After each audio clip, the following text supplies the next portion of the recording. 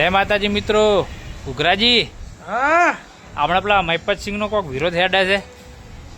મહિપતસિંહ નો વિરોધ? હા હા હા, એ તો પાકિસ્તાન થી ભૂંડી છૂટી ગયો છે. એમ પેલા એક તો હતું પેલું હોય ને બધું કોક સોલેલું છે ને કૂતરું ના મોટું સાટી ગયું હોય. હા, એટલે એ ભૂંડન તો હું એટલું જ કેવું છે હા કે મહિપતસિંહ તો કોમે કરે છે અને ઘણું બધું કાર્ય સારા કરે છે, પણ તમારે જેના ઉપર સવાલ ઉઠાવવાના એના ઉપર ઉઠાવો ને લ્યા.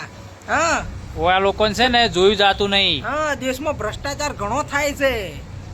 હારા હારા નેતાઓ ગ્રાન્ટો ખાઈ ખાઈને બેઠા છે, એ કરો કે લ્યા. અને અમારે બીજું એવું કોઈ નહીં કે અમારો દરબાર મહિપત છે આ બધું ચલાવે છે એટલે અમે એની વાર લઈએ છીએ.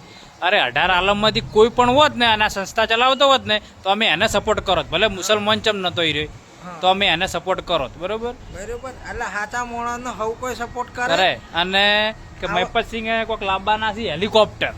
તો તમને ખબર છે હેલિકોપ્ટરમાં શું કરવાનું છે? હેલિકોપ્ટર નું ધુમાડિયું છે ને હા.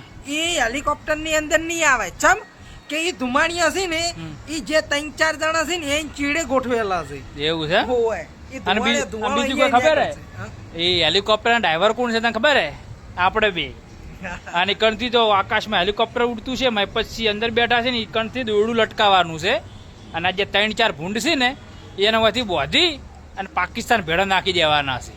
એટલે છે ને ચમ કે જો એક બટાકું બગડેલું હોય ને તો બધા બટાકા બગાડે નહીં. એટલે એ લોકોને કહેવાનું મિત્રો એ કે તમે સુધરી જાજો, હજી વહેલું છે બરોબર, પણ અમારો જો મહિપતસિંહનો વાળ પણ વાંકો થયો ને તો આમાં મોટું થાય બરોબર.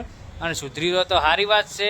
અને આગલા વિડીયોમાં જે મિત્રોએ કોમેન્ટ કરી હતી એ મિત્રોને જણાવું કે અમારી વાત ખોટી હોય તો કોમેન્ટમાં કહેજો, ને સાચી હોય તો એ કોમેન્ટમાં કહેજો.